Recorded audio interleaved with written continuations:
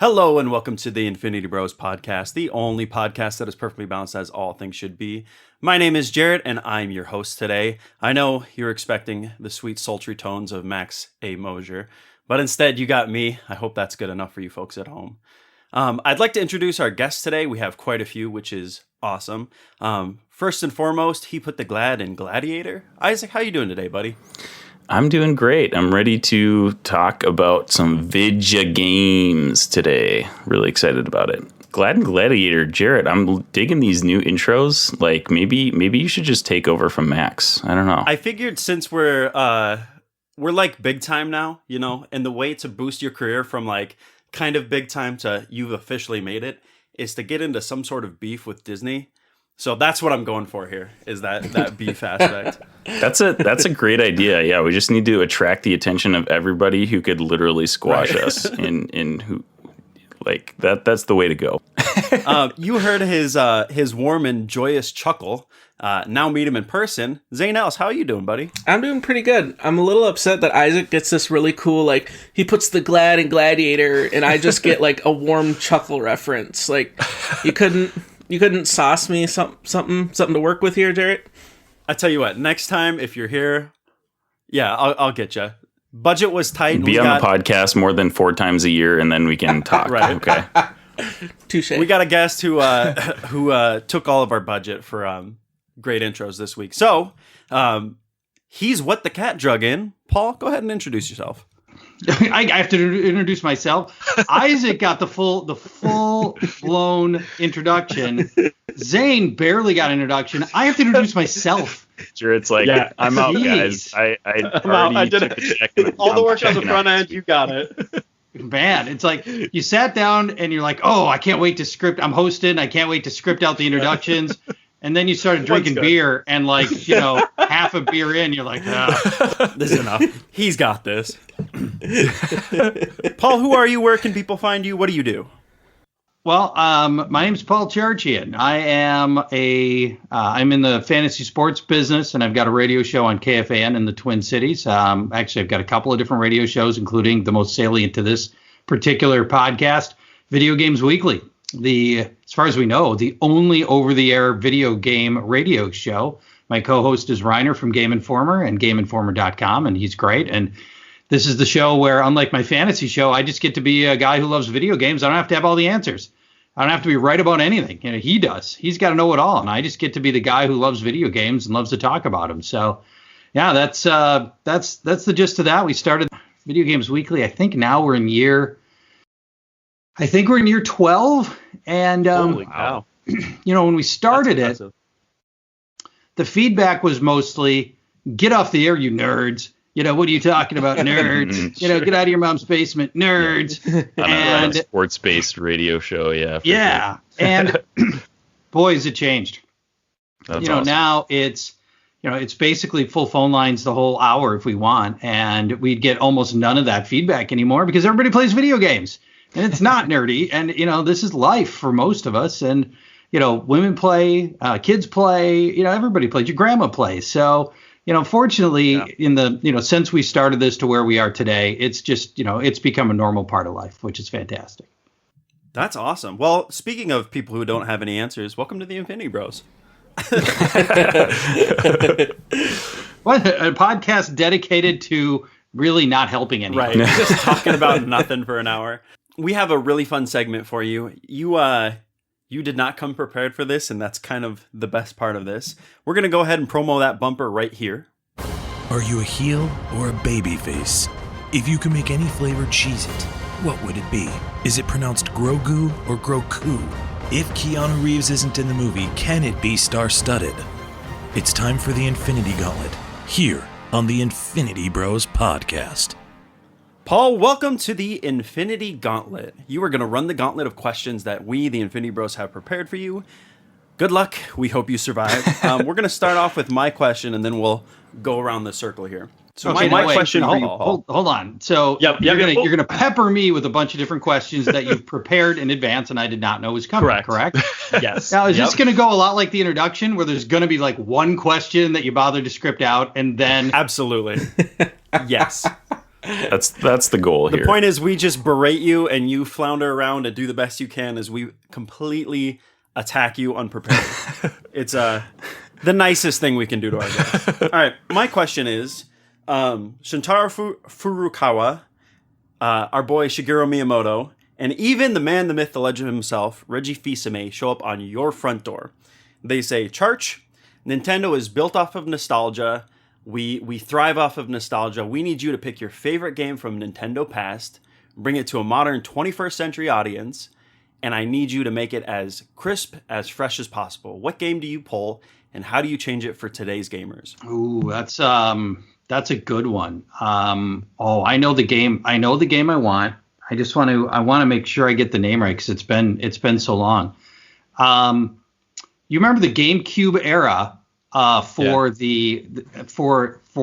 Nintendo, and there was a fantastic horror game when it was really much harder to pull off horror games back then, called Eternal Darkness. Eternal Darkness played with your head a lot. It would do stuff like, as you started to seep into madness, it would do stuff like put a fly on your screen, and it looked like, the game in no other way is acknowledging there's a fly, but there's a fly on your screen. So your temptation is to get up and like hit the fly, but it's actually not there. It would tell you your controller's unplugged.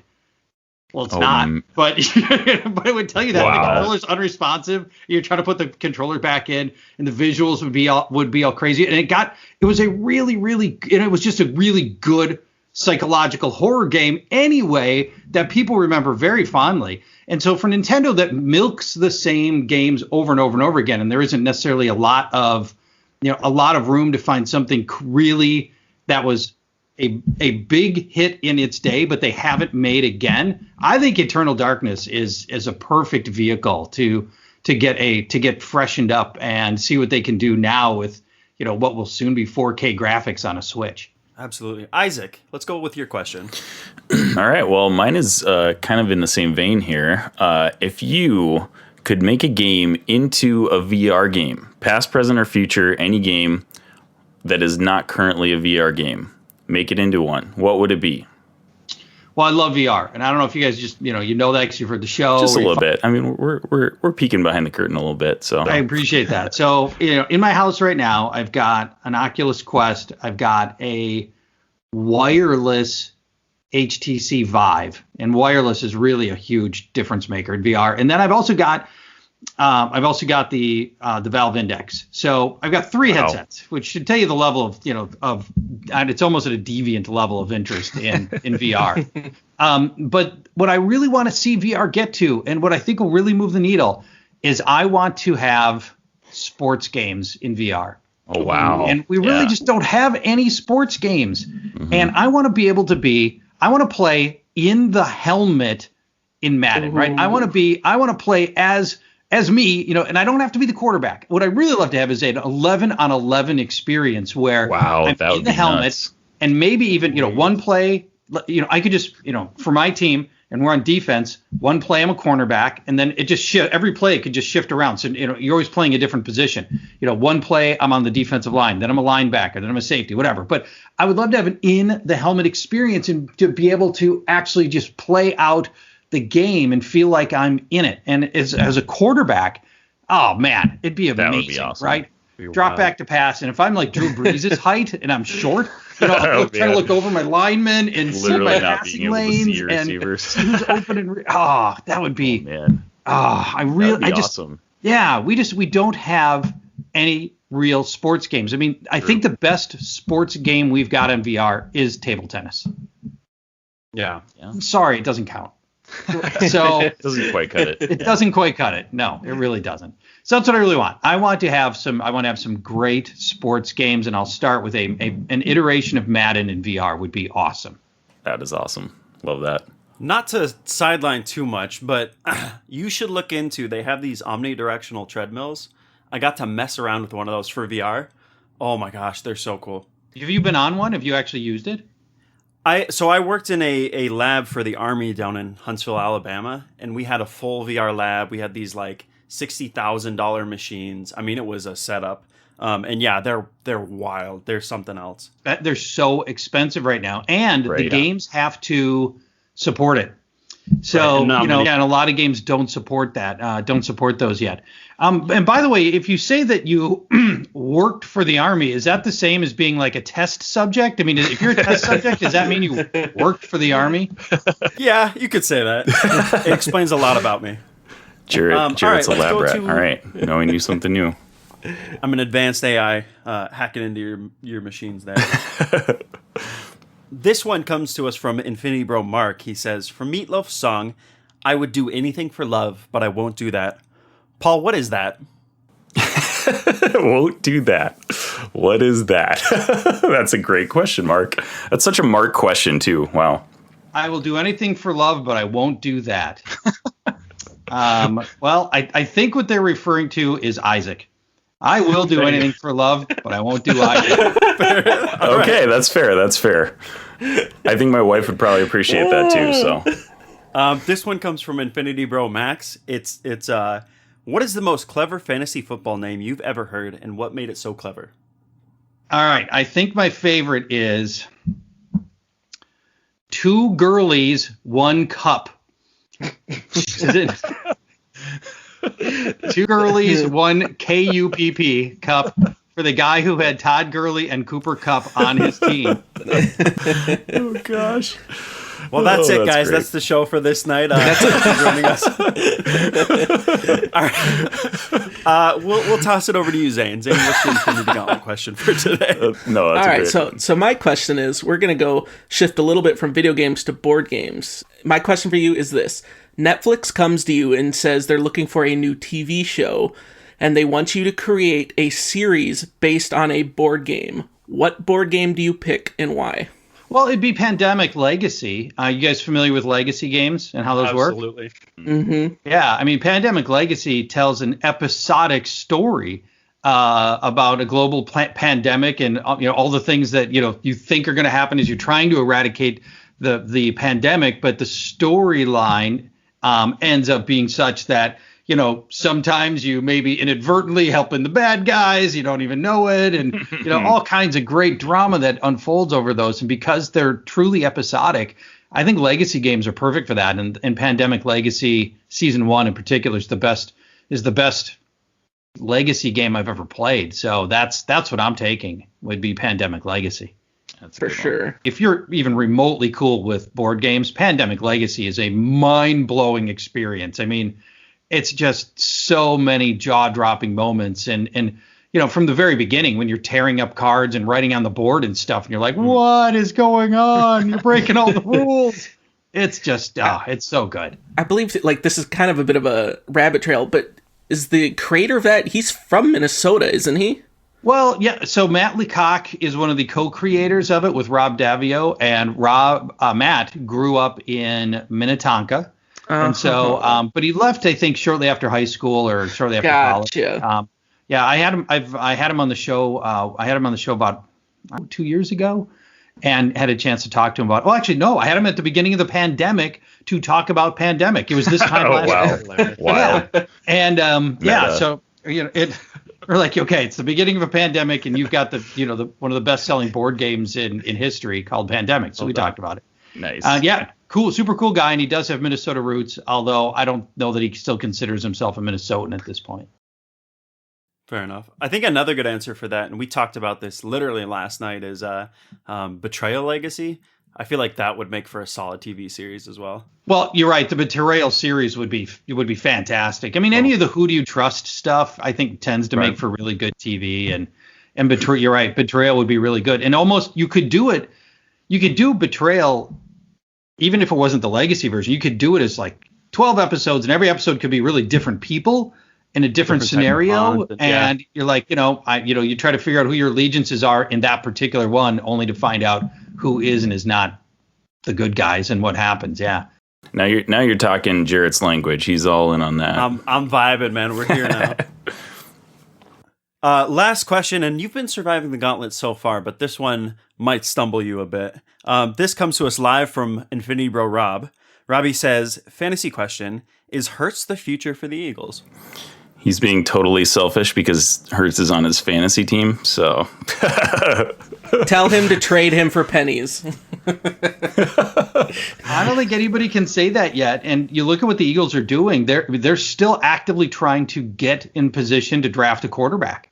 So there's a lot of thought that maybe that they don't know that he's the guy yet. I mean, here's the thing: sooner or later, your quarterback has to be able to pass, and we know that Jalen Hurts can run his way to a victory. But like the Ravens are finding out with Lamar Jackson, sooner or later you have to be able to make some great throws. And Lamar Jackson hasn't been able to do that yet. And he's a better quarterback than Jalen Hurts at everything right now. And he hasn't been able to get that going through the playoffs. So, yeah, I think it's way too early to call Jalen Hurts a franchise quarterback, and we don't know for sure what he's going to be able to do going forward. He's probably a better fantasy quarterback, because we love our running quarterbacks, than he is a real life quarterback based on what we've seen right now. There you go. Suck it, Robbie. Yeah, take that, Robbie. You've survived the Infinity Gauntlet. How I does have. it feel? All right, I've officially survived. Nice. Golf claps. Yep, you did it. We're proud of you. We're going to go ahead and transition to our next segment, and we're going to bumper that right here. Hey, Zane, I was looking into getting into this Gunpla thing. There's one called the Unicorn Banshee. What the heck is that all about? Actually, Jarrett, what you're thinking of is RX-0 Unicorn Gundam 2 Banshee, which is from the Mobile Suit Gundam. Actually, you know what? It's time for Nerd News. Welcome to Nerd News. We're going to start off with probably one of the biggest news articles that shook this week. It is Microsoft reportedly in talks to purchase Discord, which is the chat service that we are all near and dear familiar to. And the amount that's discussed on the table right now is $10 billion. We'll start with you, Charch. What's your thoughts on this? Well, the billion is the new million, right? I mean, anything that's worth buying is apparently worth $1 billion or more.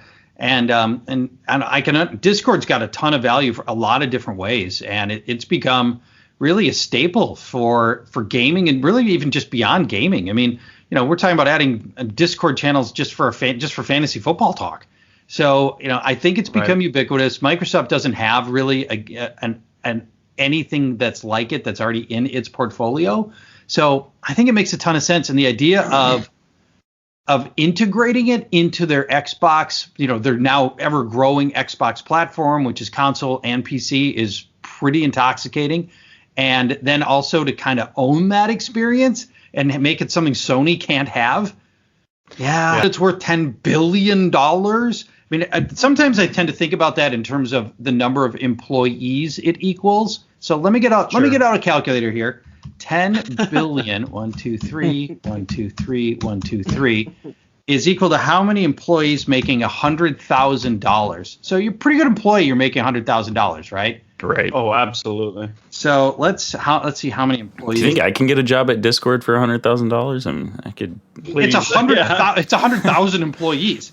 That's nuts. That's nuts. Maybe Wow. I did the math wrong, because that doesn't seem right. No, I did it right. I did the math right. It's 100,000 employees. So let's just say, Jarrett, I gave you 100,000 employees. Could you code up Discord? Oh, absolutely not. No. Not even with 100,000 employees. No, with 100,000 employees, I could build like the AI that takes over the future. I mean, that's like wild levels of. Jarrett's already planning on taking over the future with his own AI, so I can't imagine what he could do with 100,000 employees. So I did launch our Discord bot this week, and it has been like private messaging me about how it wants to like integrate into other platforms, and it is terrifying. That is a little scary. Isaac, any thoughts on this? Yeah, actually, Charch, you mentioned something that this is what's big to me. I cannot believe the next gen launched without Discord integration. This is the biggest thing to me that has been a thing for a long time. I'm surprised we didn't get Discord integration into our previous gen, because Discord's been around for almost 10 years now. Discord is the main channel for gamers for sure, but it's also breaking into the business world. It's stepping on Slack's toes at this point, and Slack is nowhere near Discord as far as just, daily users and registered users. I think we were looking at some of the numbers, and Discord has like over 250 million users right now. Slack is like not even close to that. And the latest numbers they had was like 12 million. Of course, that was like 2 years ago because they haven't updated their numbers in a while. But still, it's just like, man, Discord owns the market at this point. And the fact that we don't have console integration is a travesty to me. Absolutely wild. It's that That's has probably to be on Discord, by the way, not Microsoft or Sony or Nintendo, right? I mean, this is all on Discord for sure. Yeah. And the fact that Microsoft is acquiring it is both good and bad news, because that makes me think we will get that console integration, but it possibly, like you also mentioned, Charch, could be console exclusive. We could have only Xbox integration, which in my eyes is still better than no console integration. So cool, but at the same time, as a PlayStation user, kind of sucks a little bit. But I can't believe we haven't had that at this point. And I think, I don't know, somebody pointed out to me the fact that Microsoft owned Mixer and that failed, and if that would have any effect on Discord. I think Discord is its own thing at this point, and they like I said, they own the market, so I'm not really worried about Discord fizzling out after Microsoft acquires it. But at the same time, I mean, I think it opens up possibilities for Discord as well, just being owned by such a large corporation as Microsoft. I think they're going to have avenues to expand that they haven't done already. So I'm afraid to ask this, but Zane, any input? No, I just agree on that. Just it makes sense with the way Xbox has been making this push and Microsoft to kind of add this whole, okay, we have Xbox and the PC. They've been integrating this whole thing, and Discord for the longest time kind of had this stigma of kind of being like this PC type chat. At least it was, years ago, and now it's grown into its own thing. That it makes sense. Bring this along, get this integrated. So many people use this on a daily basis, and I personally, even with using PlayStation, I'm not super worried about it if it goes console exclusive, quote unquote. There's too much money to be made by making it exclusive. There's too many people on it, too many people using it. From a business standpoint, it doesn't make much sense to go and just be no, we're just going to put this for our people. What? It just doesn't make sense. We're talking $1 billion company. And that's that's not something that's going to draw people to Xbox necessarily.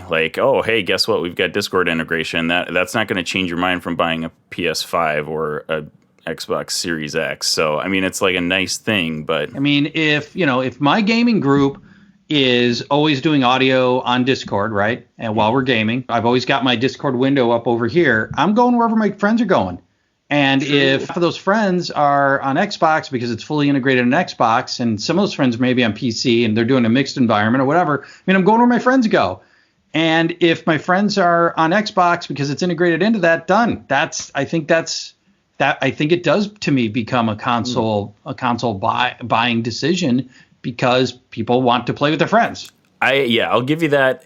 For people that play multiplayer mostly, which is a large majority of gamers at this point, that would make a slight difference. I would say for me though, if I had the choice, if I was getting one or the other, if I was getting both, it wouldn't make a difference, obviously. But if I had financial constraints, which I mean, I'm like you has no financial constraints whatsoever, Isaac.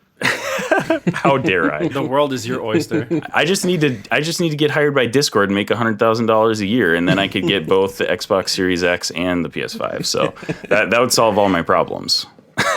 I think you bring up a good point, and then not to beat this too much before we move on to the next one, but at launch, right, the big question was, what should drive me towards one of these two systems? And the big thing was which consoles exclusives they had. And at launch, there wasn't really much of a choice. You know what I mean? Both kind of gave us meh offerings. Nothing was too crazy. Obviously, we know Halo Infinite is coming down the pipeline. Lord knows when, because it keeps getting bounced around. And as it stands right now, Discord could be a huge sway one way or the other for anyone who hasn't been able to purchase a system. And on top of that, PlayStation 5s are impossible to find. So if you can get a good Xbox with Discord integration quicker than you can, fight off the bots to try to get a PS5. That might be what people go with. Yeah, there's some truth to that, at least in the short term, while we've got constraints on availability for these, for sure. Right. All that said, what I keep telling people about that have FOMO over Xbox Series X or the PS5 is there's nothing to play anyway. Turn on. I'm playing PS4 games on my PS5. There's anything you wanted to play. There really hasn't been a system selling game yet. Anything that's made me feel like I'm having a next gen experience. So, I've been telling people go buy Oculus Quest 2. You'll have way more fun for the next year playing that than you will in the next year playing any software that's going to come out for these new consoles, because there just isn't enough content there yet. Moving on to our next bit, the new 4K Switch model could launch for $400. If you guys haven't been following the news, Nintendo has been talking about upgrading their systems with more NVIDIA tech, which will support high-res 4K.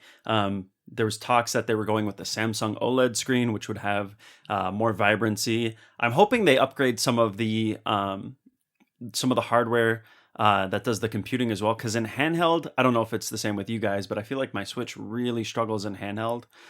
So seeing this new launch of the next generation of Switch or the updated version at $400 seems pretty crazy. Isaac, what's your thoughts on that?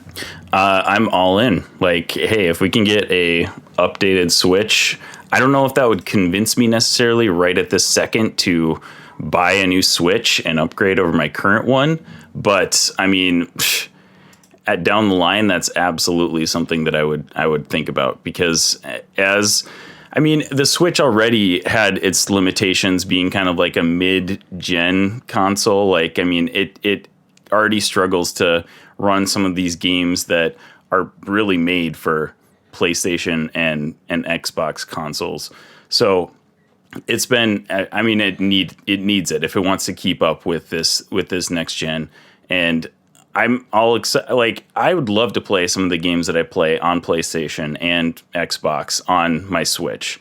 And at this point, some of those games just aren't a possibility. Like, even though they're available, it's just not enjoyable to play those games. I know I had a couple friends who just downloaded the Apex Legends drop on Switch, and they immediately switched back to Xbox because it was awful. Like, they just couldn't stand playing it on the Switch, which I think was probably expected. I mean, it's just a higher quality game. Yeah, you saw that coming. But I think they need this to keep up with the consoles. And if they're not going to come out with another console in the next few years, this is a needed update for the Switch. So all in. One of the key factors that you didn't mention yet is the bigger screen size. The screen will be moves from a little bigger than a 6-inch screen to, if the reports are true, a 7-inch screen, and 720p in handheld.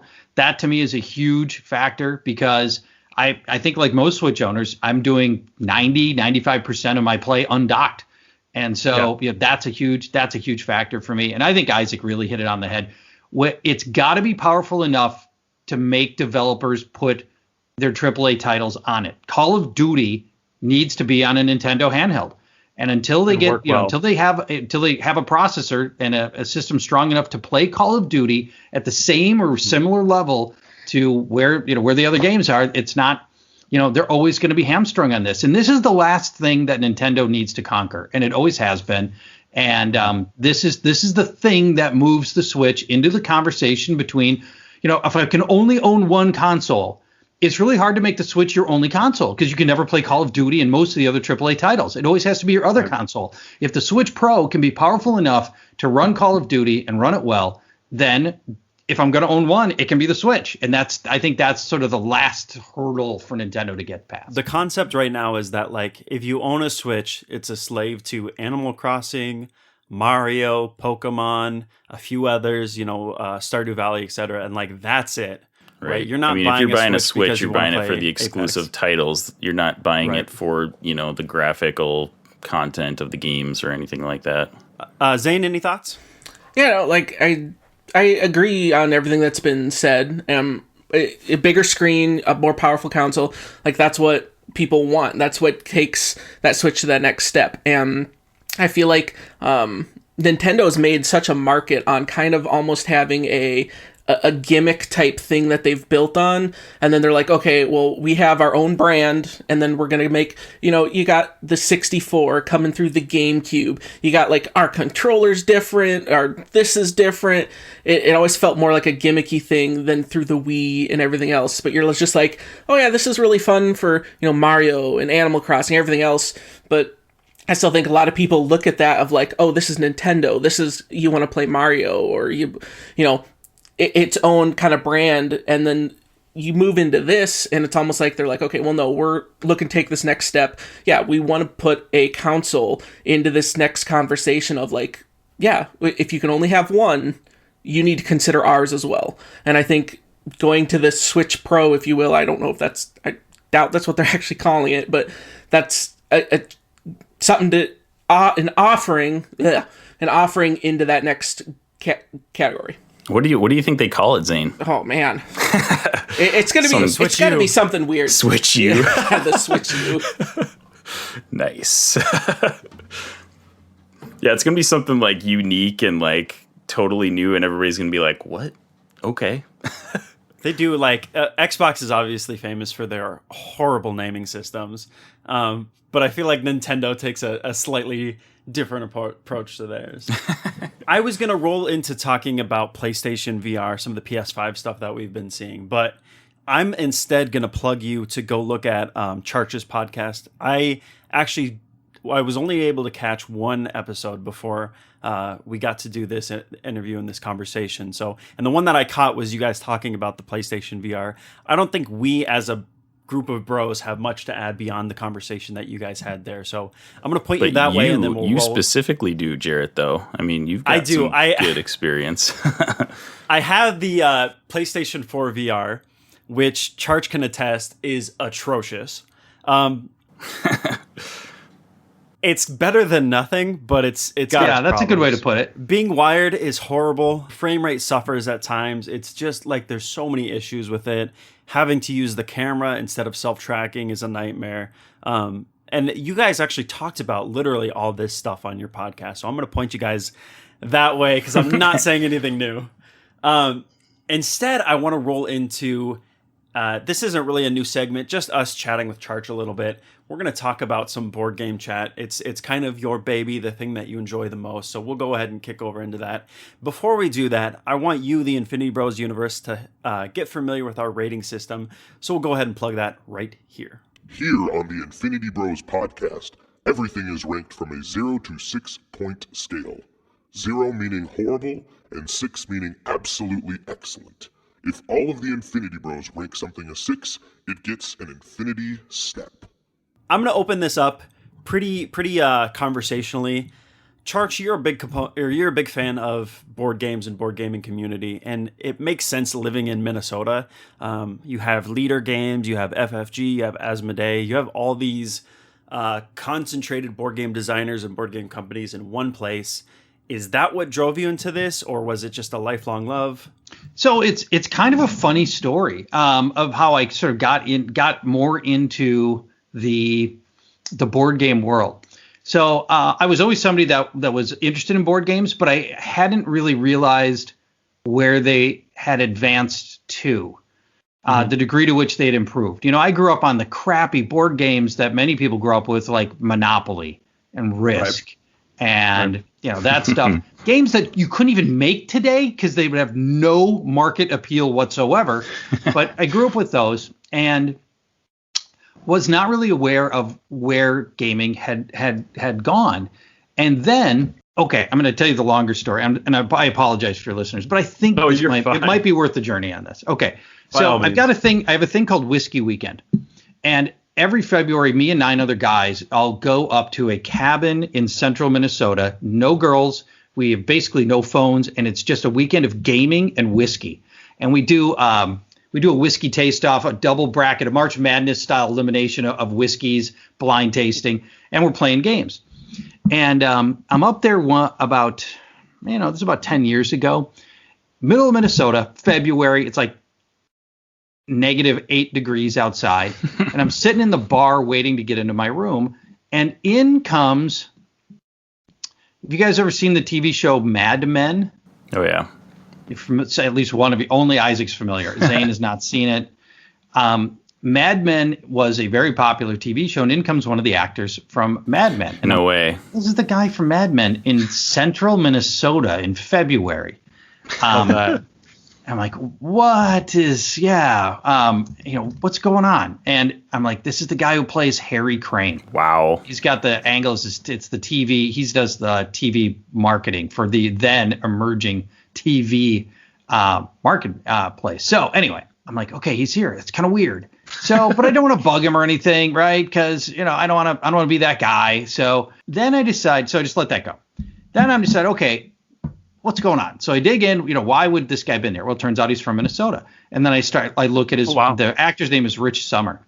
And then I start looking at Rich's blog, and Rich has got a board game blog. I'm like, what the hell? Okay, this is just weird. So then I decide, okay, and at this point, the Mad Men finale happens to be timing out right about here. It's going to end its run of whatever 7 seasons or whatever it was. And so I booked him on KFAN. And we ended up talking board games the whole time. And he really brought me up to speed on the amazing board games that are out. And so then I'm like, I got to dig into this. And then that just cascaded into that just kicked the door open. And I found out all the amazing board games that are being made. And, and it's moved a ton in 10 years. But yeah, so that was sort of how it all started with. And Rich and I are still in touch. And he is a super good guy. And I think you might be the only person I've ever heard of that a celebrity got you into board games. That's an interesting story. It's like, what are the odds? That is so nuts, dude. Isn't it weird? Yeah. Crazy story. Yeah, it's a legitimate Hollywood celebrity got me into board games. It's true. I think that's probably one of those cool things that just shows how you might not realize it, but board games connect so many different people from so many different walks of life. And, you got famous people, you got something you can teach kids, you got middle-aged people, you got just everyone. And it's such a community that you got so many people from everywhere be like, oh, you've played this game? Have you played this game? Have you tried this one?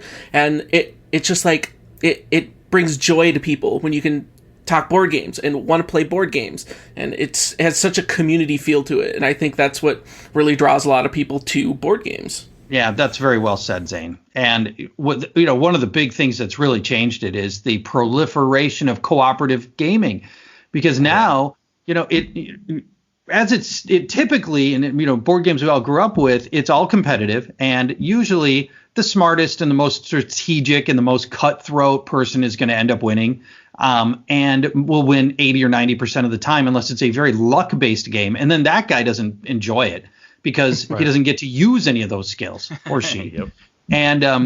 And so now with cooperative gaming, it really levels the playing field, because you're all on the same team, and different people bring different things to the table. And, just being the smartest, most cutthroat, strategic, tactical guy doesn't necessarily mean that your team's going to, you're going to beat everybody. And now you're using that together. So yeah, that was a big change. And I think it's one of the reasons Pandemic in particular is such a great game. It does such a good job of getting everybody to play on the same team. Right. Yeah. And that's actually what I was going to point out, Church, is that that was the first experience to a cooperative game that I had. And it was an eye opener. Like, it was something that I had never been a part of. And it was like, you know what?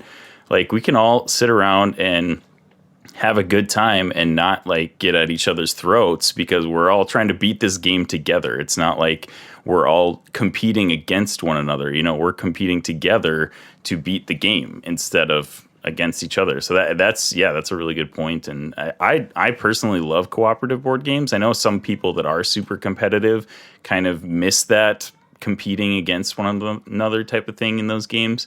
But I love the idea of teaming up to beat a bigger bad guy, So I've loved every cooperative board game that I've been a part of. The pitch that I give to people for, like, because I play a lot of the living card games, if you're familiar with FFG's products, they had the Lord of the Rings one, and then recently Marvel Champions has taken off, and that's my baby. But the pitch to new players is, hey, it's fine. I'm not playing against you, so my extra knowledge doesn't hurt you in any way. In fact, like, come along on this journey with me and I'll help you play this and it'll be fun together. And the pitch for that, like, hardcore metagamer, what do they call them? Munchkins or min-maxers, right? Those people who like have to win all the time. You tell them like, okay, this is challenge mode for you. You're the Sherpa. You have to carry this person who's never played before. And suddenly it's okay that they're playing the co-op game because it's harder for them to try to boost this person up and carry them there. And I think it lends itself well to that sort of thing. Charch, if you could. Oh, sorry, go ahead. No, that's fine. No, I just agree with I agree with what you said. Even if you're hyper competitive, you can find challenge wherever you want. If you had to introduce 5 board games to a new player or an old player who hasn't really had a chance to try some of these new products, what would be your Hall of Fame board games? These are ones that you have to play at least once. Depends a lot on the audience, which is a huge factor. And actually, I get asked about board games so often on Twitter. I've got a stock. I've created a Word document that I just share with people that's got all of my different games by category. Like, what kind of gamer are you? And here's my recommendation for what you're looking for. So categories are cooperative gaming, and I've got Pandemic at the top of that list. But I'll also mention, as especially for my broader audience, 5-Minute Dungeon is that's a good hoot. one. Yep. It's so much fun, and that's one of those games where people play it, and then they play at my house. They're like, well, I got to go buy that. They stop at Target at the way home, and they go buy 5-Minute Dungeon. That's a great game that's cooperative. There's a game called The Captain is Dead, which is a takeoff of Star Trek. Really fun cooperative game in which the captain is dead. There's aliens outside the ship, and you and everybody else are working to try to keep the aliens at bay and eventually warp out. And then for established, more sophisticated gamers, Mansions of Madness 2, Eldritch Horror are probably my 2 all-time favorite games, and I love those. Then there's a category I've called husband and wife games for easier to play, easier to learn 2-player games. Could be wife and husband. We're not judging here. The Patchwork falls into that category. As a 2-player, easy to play game. Star Realms, inexpensive 2-player game. And then for like family games, I love Catan and Dominion and Ticket to Ride and Dixit is great. And these are all games you can just buy at Target, which is super easy to get, and love those too. Party games. Yeah. Have you guys played Secret Hitler? Yes. I haven't played that one. That game is wild. It's a social deduction game in which half of the group are fascists in this is in Germany, 1930s Germany. Half of you are fascists, half of you are liberals, and then they're at odds trying to get Hitler up to be chancellor. And it's a blast. Nobody knows who's who. It's all finger pointing at each other. Yeah, it's Secret Hitler is just Zane's a big history buff, so that's a Zane game. That sounds right there. wild. I'm all in. Let's go. It's so much fun. I don't want to try to explain all the mechanics of it, but nobody wants to be ID'd as the fascists. They're all proclaiming to be liberals, but at the end of the day, you kind of have to. At the end of every round, you kind of have to vote. But it's kind of like a secret vote. So it's about whether or not policies should be liberal or fascist, and it's hard to describe. One person is secretly Hitler, but you don't know who that is either, and it's real. It's just great. So anyway, Secret Hitler, super fun, and it's a great time. That's awesome. I'm going to go ahead and hit you with some board games, and feel free to chime in with this, guys. I want to get your just gut instinct ranking, 0 to 6 point scale. Just quick rapid fire as fast as we can. So let's go with Sheriff of Nottingham. I can go first if you want, but I think the other guys might. No, sorry. I'm shooting at you. Oh, okay. Sorry. Yes. Okay. Own it. I played it twice. It's. I thought it was I think it's a fun game, and it's got a little deceit level to it, which I think is really good. And but I've only played it a couple of times, and not in 3 or 4 years. So I'm not gonna be able to break it down that way. But and I guess maybe that says something, right? If I own it and I played it 2 times in 3 or 4 years, means I like it, but I not enough that my family's itching to play it on a regular basis. So maybe a 3 out of 6. Oh yeah, right. I forgot I'm supposed to be rating these 3 out of 6. Yeah, that sounds about right. 3 out of 6. Isaac, let's just go with the classic. Let's go with Catan. You mentioned that on your list. What I love about Catan is that it's just sophisticated enough. You can teach it to almost anybody.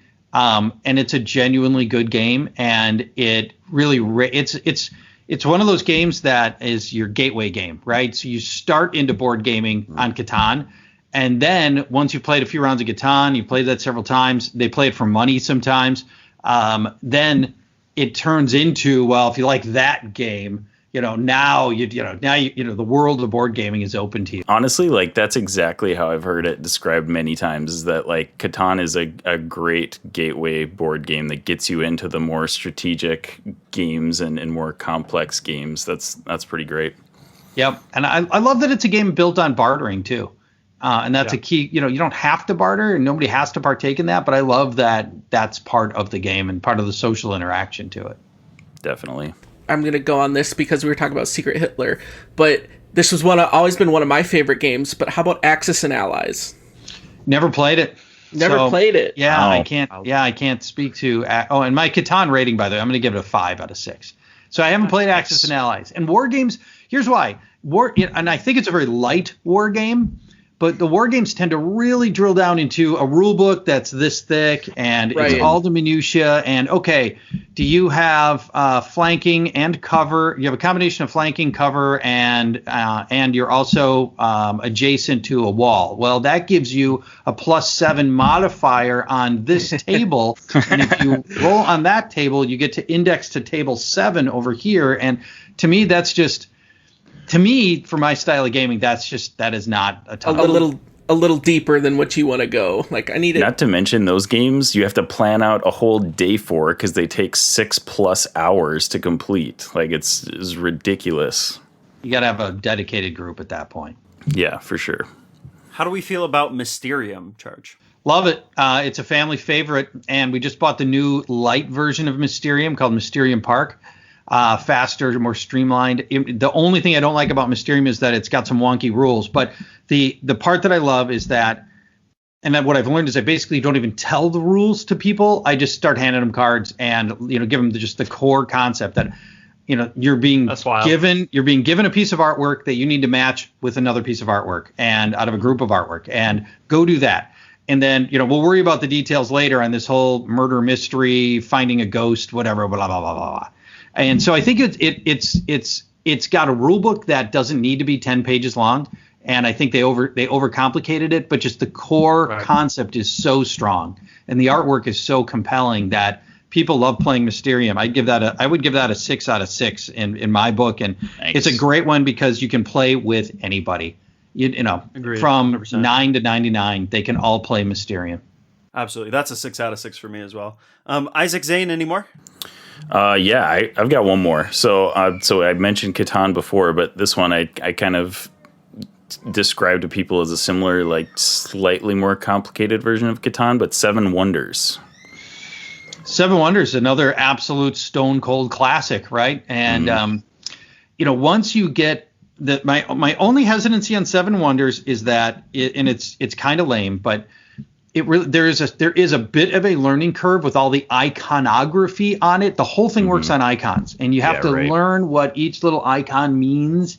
And that first game is kind of a loss. Yeah, right. It's more of like a learning session than an actual board game session. Yeah, exactly. After that, it's all good. It ends up being a really fun, easy to play, but still tactical thing. And the thing that I like the best about it, I think, I just love drafting cards. That style of, all right, we start with 7 cards. I keep 1, and then I send 6 to the left, and then I get Zane 6 cards, and then I pick 1, and then I send 5 to the left. I mean, I love that drafting style. And there's a ton that goes into that I really enjoy. Awesome. Zane, you got a pick? Oh yeah, I was like, well, everyone else is doing 2. I might as well throw a second one out there. I know me and my roommates actually really enjoy this one, but have you played Unmatched? I haven't. It looks really good, but I like the idea of it's like 2 weird things that don't go together, right? And you can mix and match the games, right? Yeah. So you have all types of different characters from fantasy TV shows, and those become your characters. So you can go either 2-player battles or 4-player battles, and you literally just take this character and its own set of cards and everything, and you literally have a fight, see who wins. And I think that's what such the appeal of that is to us, because you can mix and match. You can have, the Raptors from Jurassic Park fighting Dracula, or you can have That sounds amazing. you can have Alice from Alice in Wonderland going against Bigfoot. Like it just, you can just, whatever crazy creation you come up with, you can just have them fight, and it's a lot of fun. And there's at first it was only like the 4, but they've actually had a lot of the DLC, no, not DLC, but expansions come out, and like literally every few months it seems like there's a new expansion pack coming out. So there's fighters of any flavor that you could want, and you just go at it, and it's a lot of fun. It sounds like, and it's competitive, right? So you're battling your buddies, and your little Red Riding Hood, and your buddy is Godzilla, and you need to go win. Exactly. Oh my gosh. It's like figure it out. It sounds like fun. I admit it. It does. It sounds like a good time. Restoration games to me have been really hit and miss, and they're the people behind this one. It's a Rob Daviau bit, and Fireball Island was one of my biggest disappointments in the history of board games. And but I've enjoyed others of theirs, like Downforce, which is a car racing game and has been a staple at my whiskey weekends. But yeah, I'm interested in that. So you like it? You've played it, and you recommend it? Oh, yeah, I would definitely recommend it. And it's nice because, like you kind of mentioned earlier, it doesn't have this massive rule book. There's not a ton of... so basically, like, the rules in your attacks comes from cards in your hand. And so, like, you'll have attack and defense cards. And so, like, you go, like, hey, Isaac, I'm attacking, I'm coming with Bigfoot and attacking your Robin Hood. So I'll, face down, lay an attack card. He'll pull a defense card. We flip it and then resolve, the attack card wins or whatnot. And it's super easy to pick up, super easy to get into.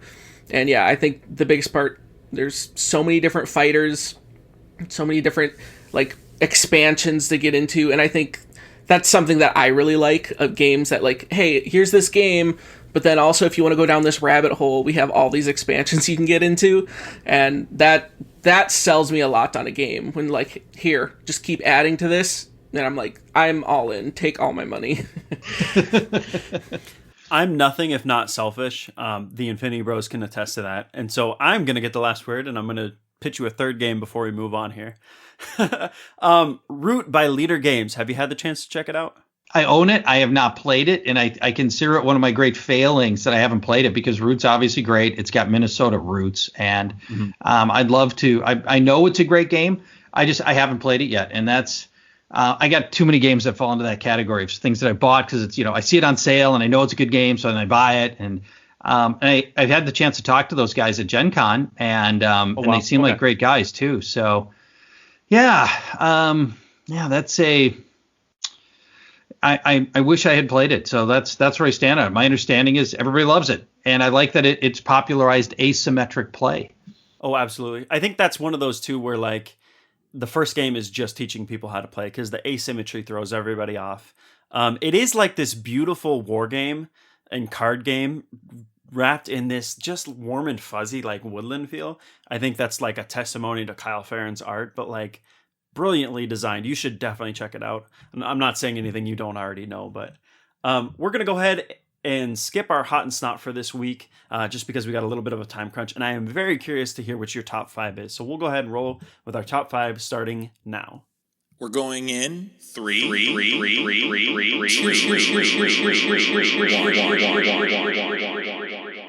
You're entering the top 5 on the Infinity Bros podcast. Starting now. Every week we like to do a top 5.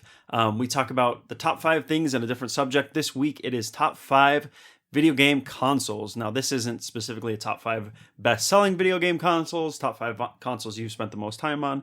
Just your arbitrary, these are my top 5 go-to. Let's go ahead and start with number 5 with Mr. Zane. All right, you guys ready to go on just this nostalgia trip with me? Please, take me there. All right. Roy Hibbert, take me there. All right, well, my number 5 for me is the Nintendo 64. And the reason why I have to have it on there is this was the first console that me and my brother got as kids. And my mom wasn't happy about it because my grandma got it for us for Christmas. And I still remember opening it up, and my mom was just like, I can't believe Grandma got that for you. And of course, me and my brother were like, this is the coolest thing ever. This is awesome. But so yeah, I got a Nintendo 64. Classic. Love that. All right, Charch, what's your number 5? Not really prepared for this as well as I should have been. I didn't have necessarily a 1 through 5 listed out. Sure, no worries. Let me think here. Let me go here. The Sega Dreamcast was the console that I wanted to do better than it did. It was, when it came out, it was way more powerful than the PS1. And it was a better system in a number of ways, including having the really cool memory card that had the video on it, on the memory card. So you could do stuff on the memory card. It had a good controller. It had online dial-up connectivity built into it. And, so some of the early online was built into the Sega Dreamcast. And really the only thing that sunk it was it didn't have, there were some key developers like EA that never got on board. And but from just, a power and gameplay standpoint, I loved the Sega Dreamcast. So I'll make that my number 5, and I'll keep plugging away at the others while you guys are chatting. Isaac, what's your number 5? I have, and this one I kind of struggled with to put on here, but I put my PS5 as number 5, and that's because I'm just really impressed with all of the next-gen features that it has. And so I started out playing Miles Morales on my PS4, which I also love. The PS4 is a great console, but the load times are pretty long. I mean, it's basically a next-gen game that they had modified for the PS4. So it was pretty long load times, and we've just gotten used to that, dealing with the higher graphical, content of games. And when I got my PS5, 0 load times. It was amazing. And the UI needs some work, granted, but everything else about this console I've been in love with. The DualSense controller is amazing. It's probably my favorite controller of all time. And I'm really excited to see what comes out on it. So yeah, definitely has drawbacks, like no, real launch titles and stuff like that we can fully get the feel of it at this point, but really excited for the future of the PS5 for sure. So that's my number 5. Are you going to sit here and tell me that Bug Snacks doesn't make PlayStation 5s fly off the shelf? That was the launch title that sold people on the PS5. You're right. All jokes aside, PlayStation 5 is also mine. For a lot of reasons, the controller being the biggest one. Again, snappy response time, everything loads up on an instant. Right now, it's a slave to, as you guys mentioned, PlayStation 4 games and even PlayStation 1 games.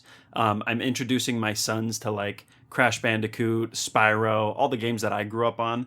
And so having that be something that I can throw on real quick in a hurry and not wait for my PlayStation 4 to start up the jet engine that is its fan. Oh my gosh, dude. It's really, really nice. It's literally an airplane. My old PS4. It's horrible. It's absolutely horrible. Zane, what is your number 4? All right, number 4 for me is my old Nintendo GameCube. Again, just riding this nostalgia train. The GameCube was the first console I ever saved my money and bought it myself. And that was a huge point of pride because I was like, I finally own this. I saved up my money all summer. And yeah, just those nights. The big game me and my brother always played was Mario Kart Double Dash. I don't know. That's just what we stuck on. And so the GameCube, such great memories with that. Absolutely. Charch, what is your number 4? Intellivision.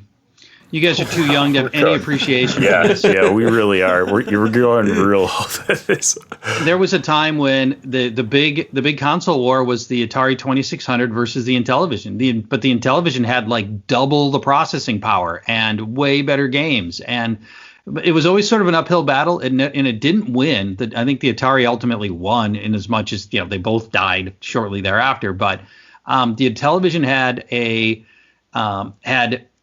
like I said, the better games, and it had the controller, which was ultimately pretty misguided, but it had a flat disc on the controller, and then a thing where every game had a different insert to lay over onto the controller to lay to lay over the keypad on it so that you could see what the keys did for that game. And yeah, I have tons of great memories as a kid playing Intellivision. I have literally never seen this thing in my life. Neither And have I. the look, I looked it up. This thing looks wild. I want to get one of these. I'm telling you, at the time it was groundbreaking, and it was fantastic back in its day. And obviously now it looks like utter rubbish, but given what our alternatives were at the time, it was great. The disgusting brown and the faux leather or the faux wood paneling is like so on point with this thing. I had a Buick Century with a car phone, and it looked exactly like this. Very comparable. Yep. Isaac, and part of it, the sports games on Intellivision, the sports games that were on the Atari 2600 at the time, like you're playing baseball and there's 3 guys on the field. I mean, because it couldn't, it didn't have the power to do anything more than that. So Intellivision had the first sports games that seemed remotely like the game that they were trying to show, or trying to play. Very loosely based on, yeah. Isaac, number 4? Just quick callback. We had one of those, like, you guys ever played those plug and play, like, controller games? Like, we had an old one that had all the old Atari games on it.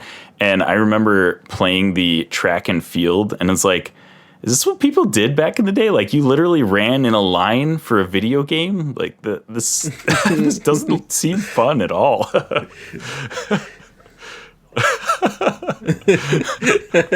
Oh my gosh.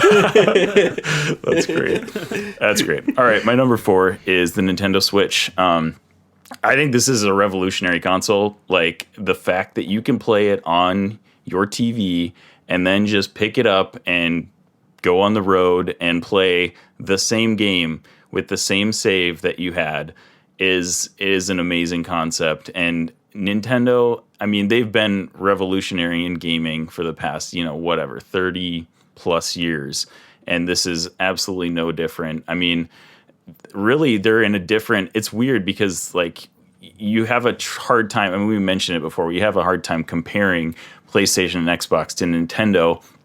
And as part of that is due to the graphical constraints of the console. But the other thing is, it's in its own league. It's its whole different thing than PlayStation and Xbox are. So I love my Nintendo Switch. I love the fact that I can just pick it up and go and play a game nearly on the same level. Not, obviously exactly the same, but like pretty close to the same as I'm playing on my TV. I think that's awesome. And the games that it has are also amazing. Can't wait for more games to come to the Switch, but yeah, it's an awesome console. So that's number 4. My number 4 is my Game Boy. I killed way too many hours on this as a kid trying to. Which one though? Like, do you have a color? The OG. OG. Yeah, wow. the Nice. OG Game Boy. I killed way too many hours on this, trying to find the light in my room so I didn't have to flip on the light. I would like hide under the door. You didn't so have the clip-on light? Oh, come on, no, bro. I was not that cool. All my friends had the clip-on light and the printer or whatever that came with it. I was really broke. I just had the one. No, I think so many good memories come from just like, playing it in the car and trying to like, beat a Pokemon battle between the street lights as we were riding in the back seat. And so many memories are attached to that. So that's number 4 for me. Zane, rolling into number 3. Number 3 is to kind of hit the ground running with what Jared said. My number 3 is also Game Boy. In particular, me and my brother had a Game Boy Pocket.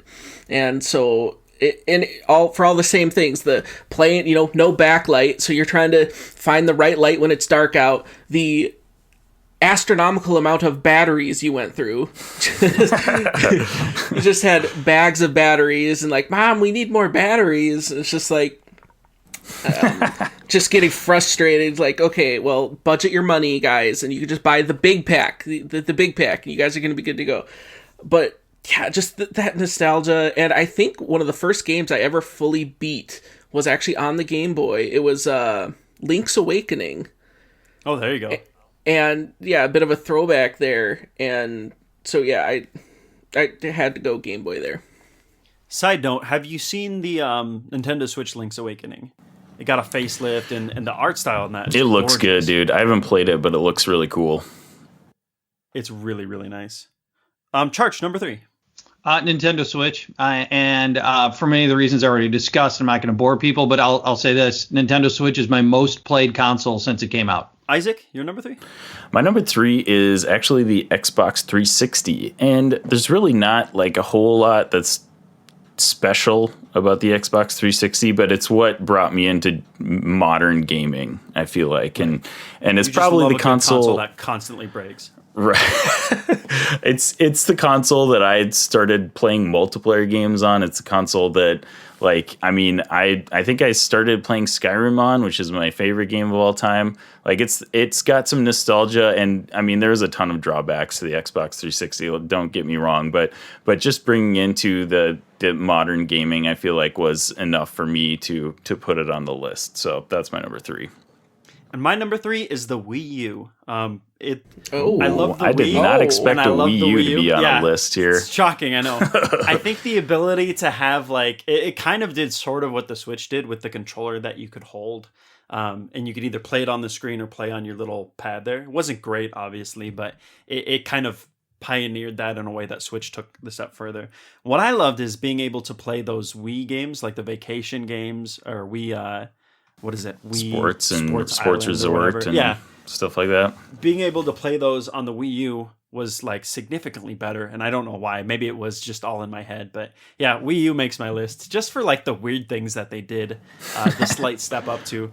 And there was Nintendo Land, which is a game that everybody should play exactly once or as many times as they want, which was a fun party game that used your little handheld screen as like a way to hide information from the other players. So they would all watch the big screen, you would watch the little screen. And you would, that's interesting. It was concept. very cool. It was very interesting. That's the things cool. that they did with that. I wish they would have taken that a step further, but yeah, for that reason alone, Wii U is on my list. Xenofer, what is your number 2? My number 2, like, I'm jumping back into my PS4.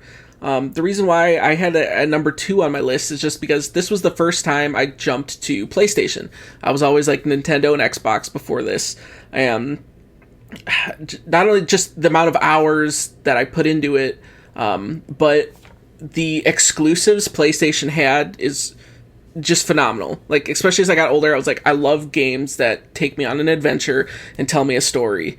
And PlayStation gave me that. And not only that, but then it kind of became the social gaming thing. Like, all my friends had PlayStations, and it became a huge thing of like, well, I want to, play with what my friends are playing.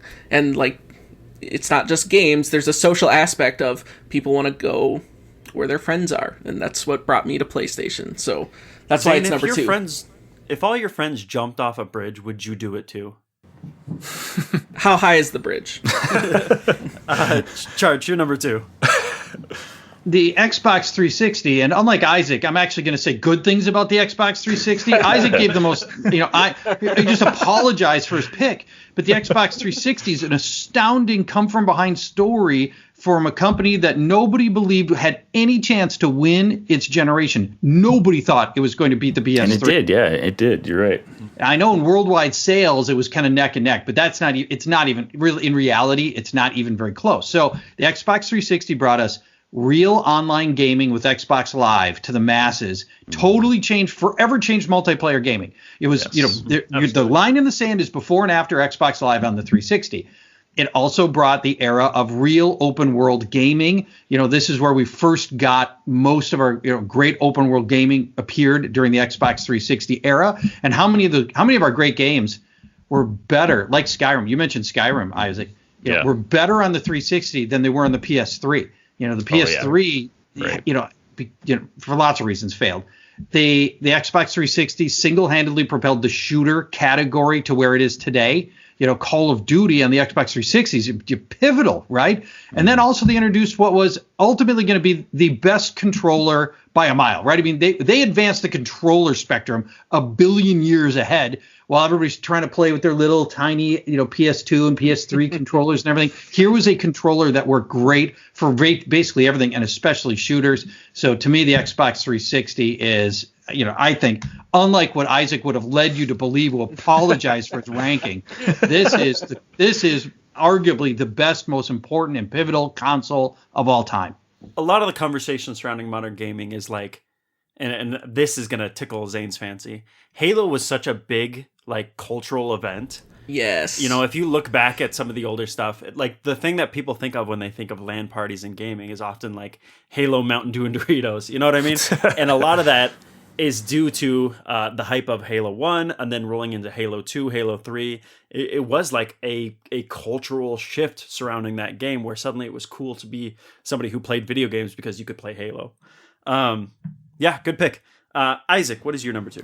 My number 2 is basically purely nostalgia based, and that's the Nintendo 64. It's the first console I ever played, had so many great games, and that's another, revolutionary Nintendo console. Like, I mean, it brought gaming to the 3D level like it hadn't before. I mean, they tried to do some stuff with the SNES that just ultimately looked awful. But the Nintendo 64 I still, I have these Super Mario 64 for the Switch on that group that came out, and I'm still enjoying it. Like, the controls are awful, granted, but man, like I didn't even really need a remaster or anything. It's still super enjoyable to play. So, and that was the first console I ever played. Super ton of nostalgia for playing that and GoldenEye. Man, ton of great memories with the Nintendo 64. So that is number 2 for me. My number 2 is a shout out because this is literally my boy's first and favorite system. It is, as my son James calls, the Nintendo Switch.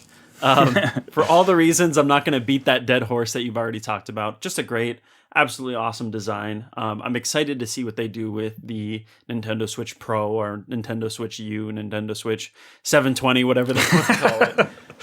But no, absolutely great console. Zane, bringing us into number 1. All right, number 1, and like for all reasons stated before, what Charch said, and then even what Jarrett rolled into, my number 1's the 360. It really launched off, your online gaming. It redefined the shooter generation. Halo was huge, and then like what Jarrett said, the LAN parties, being able to play with your buddies, like. Yeah, I remember those nights staying up till 3 a.m. Hey, we're just gonna crush Halo and drink Mountain Dew, and you mean like last night, or yeah, Zane still does that. not quite last night. No. I wish, but no, it just you look back on those, and again, like my whole list is just dripping with nostalgia, but there's still just something about that those were just. Not the pure days of gaming, but like that's when you kind of decided like, hey, this is what I really like, and that kind of just charted your course for as you got older of like, hey, let's keep going with this. So that's I gotta say, I appreciate that you gave me and Charch a shout out when it wasn't even on my list, but it was on Isaac's, which I think is appropriate. Well, Charch, you number 1. Greatest console. My number 1 is the Atari Lynx. Wow. You guys even know what I'm talking about? Nope, sure don't. The year is 1989. 1989. This is the time of the original Game Boy, right? So you're playing the green Game Boy. Atari Lynx came out with a full-color backlit handheld that was so dramatically better. They're not even in the same conversation with each other, and it could render 4,000 colors, and whereas of course the Game Boy rendered 1. It was black on a green screen. That was it, right? And it not only did it have the full color backlit screen, it had 15-player co-op networking built into it. It was on a cord. It was all corded networking. But if you had friends that had the same game, you could have a corded co-op or competitive networked game in 1989 on your handheld. That is wild. Wow. Oh I adored the Lynx. Now at the time I'm working at what would ultimately become GameStop store number 1. It was at the time called Software Etc. And this is when these things were being sold as new, and I pushed that thing so hard. all the time. Anybody who had any interest in handheld gaming, I'm like, oh, you got to see this thing. The Lynx is amazing. And it was a fantastic piece of hardware. And, it didn't end up having nearly as many games as I would have liked it to have had, but some of the games that it had on the Atari Lynx were fantastic. And it did have some notable games on it as well, and some stuff that would get ultimately ported to it, the popular games like Tetris and stuff like that. But the Atari Lynx is probably my favorite game, and I'm not just saying it to be contrarian game system. I played it constantly, a ton of great games, and just so much better than everything else that was on the market at the time. That's wild. And I'm surprised we haven't heard of this, considering, like, again, the things Zane and I were saying, where it's like, yeah, we had to fight to find light for our, little Right. Game Boy that had black on a green screen. Right. Yeah. Right. Nice, good call. You had to get that lamp that would sit on, and beam down on. I mean, Yep. the things you had to go to play those games, it was really unfortunate. Having But multiplayer at that time is That is wild nuts. to me. Yeah. it really was. The hard part was finding like 4 people that owned a Lynx and the same game, and you're all in the same place at the same time.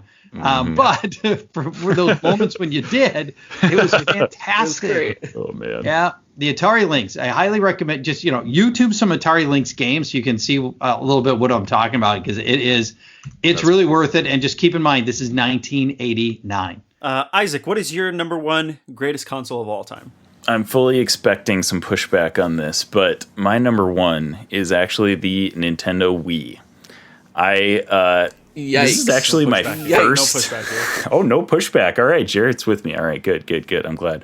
This is the first console that I owned, and that the fact that I've got some nostalgia for this, and the fact that it was such a revolutionary console, it's by far my number one. Like when we were talking about this list, I already knew my number one, and then I had to basically figure out the rest of my list after this.